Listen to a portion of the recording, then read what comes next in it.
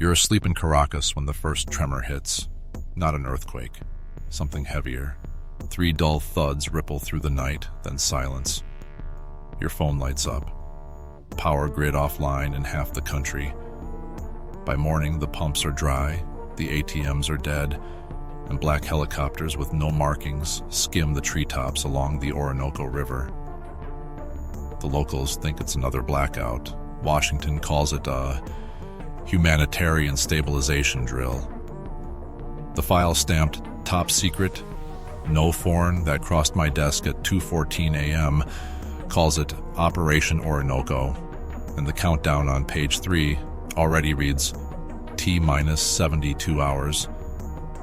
This sounds like fiction, but the declassification clock on that document started ticking yesterday. The same Pentagon servers that leaked the Taiwan Yemen strike package coughed this one up too.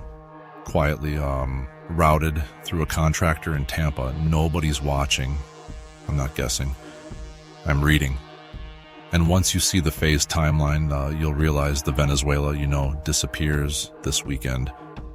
The quiet move no one is talking about started 6 weeks ago when Citgo quietly transferred its last 42 million barrels of heavy crude reserves to a shell in Houston. Official reason? Debt restructuring. Real reason? The U.S. just stripped Caracas of its only collateral before the banks even opened Monday. If you think oil wars are about pumps and pipelines, you haven't been paying attention to balance sheet edits. Drop a like right now if you want me to flash the exact transfer memo in 10 seconds. It's already queued. The leak hit a secure drop at 0307 EST on Tuesday. 84 pages, watermarked Strap 3, signed off by Southern Command and the Assistant Secretary of Defense for Special Operations. Page 47 is the one that made my blood freeze. Phase 1 kicks off 01. Zulu, 9 December. That's 72 hours from the moment this video goes live. The operation name Orinoco isn't random. It's the river that carries 72% of Venezuela's remaining heavy crude to the sea. Control the river, you control the last artery still pumping dollars into Caracas. Inside the packet, satellite tasking orders for 3 Corvette joint flights. Already orbiting off Curacao, a Marine Expeditionary Unit steaming south under the guise of counter-narcotics. And, buried on page 112, pre-signed authorization for Delta and SEALs to secure 4 floating storage vessels, currently holding 28 million barrels. The same barrels Citgo just transferred. The receipt is literally the next page. Washington isn't invading with tanks, it's repossessing. Here, look at this line item. Asset denial window, 96 hours max. Translation: they expect the regime to collapse or surrender the oil fields before Thursday night. Comment 72 if you want me to pin the unredacted tasking order in the community tab the second this hits 50K via AWS. I'll do it. No hesitation. This only happened once before. 1990, Kuwait. Everyone remembers the tanks rolling north, but almost nobody remembers the quiet part that came first. 3 weeks before the invasion, Iraqi officials woke up to find their entire foreign reserve line at the Federal Reserve Bank of New York frozen overnight. Then the oil lifting contracts got canceled by the majors. Then the ports went dark. By the time the first Republican Guard crossed the border, Kuwait's economy was already bleeding out. Fast forward 35 years, and the playbook is identical, just cleaner. The real reason isn't spreading democracy or even the gold rumors under Lake Guri. It's simpler and darker. The United States is staring at its own strategic petroleum reserve dropping below 340 million barrels for the first time since 1983. While China locked up 180 million barrels of Venezuelan heavy crude on 25-year prepaid contracts signed in 2023. Washington just realized that if Caracas flips those barrels to Beijing permanently, the U.S. loses the ability to fight a two-front energy war.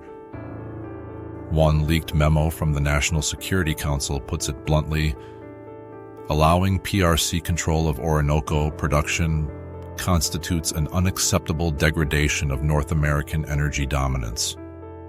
Translation: they'll burn the house down before they let someone else live in it. And here's the open loop I promised earlier. The exact motive isn't in the Pentagon file. It's in a 4-page letter dated 14th of November that went from the chairman of the Joint Chiefs to 3 private equity groups you've never heard of. I'll show you the signature page in about 4 minutes. You're not ready for who signed it. Right now, while you're watching this, 3 things are moving that the news won't touch for another week.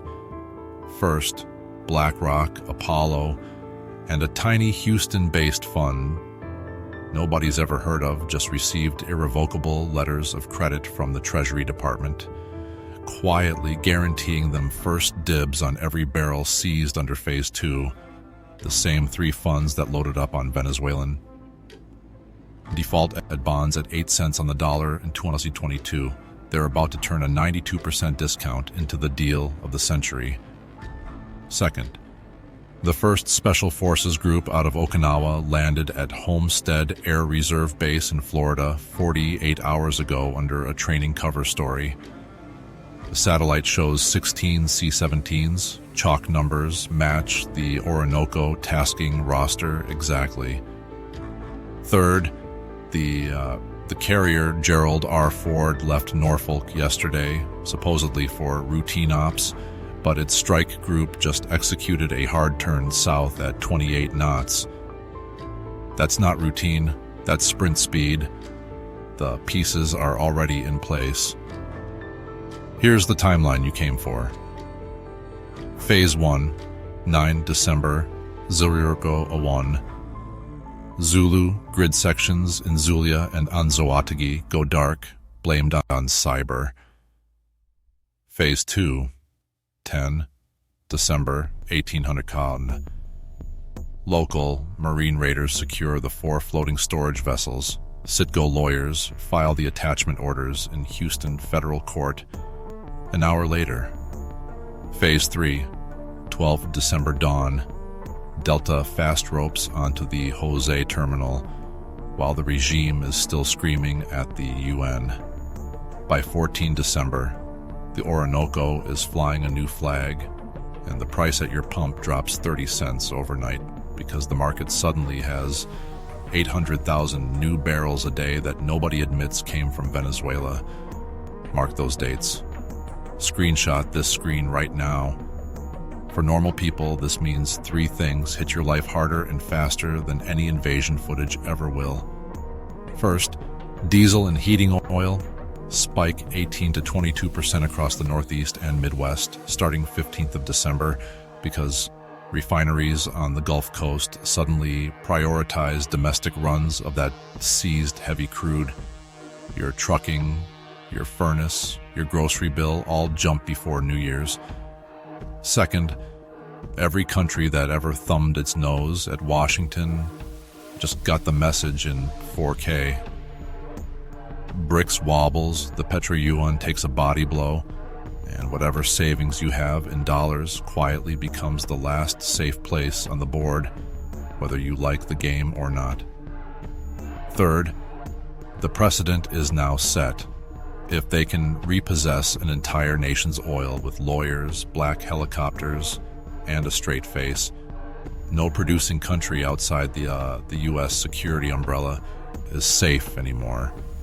Ask yourself tonight whose reserves are next when the SPR dips under 300 million barrels again, because it will. But here's the one sliver of hope nobody wants you to notice. Markets hate surprises more than they hate dictators. The moment Phase 1 leaks wide, and it will, leaks always do, the front-month WTI spread blows out 400 points in an hour. That's your 48-hour window where refiners and traders who who aren't already long will pay anything for physical barrels. One simple move: if you have even $1,000, you can park somewhere safe, buy a micro contract or a leveraged energy ETF at the opening bell on 9 December and set a trailing stop. Worst case, you're flat. Best case, you pay your rent for 2 years when the squeeze hits. I'm not your financial advisor, but I am the guy who just read the order of battle. Do it before the timeline I showed you starts burning. And next video, I'm dropping the 4-page letter with the signatures that prove who really owns the new Orinoco. You'll want to be here when that envelope opens. Subscribe and hit the bell, because when that hits, YouTube itself won't keep it up for long.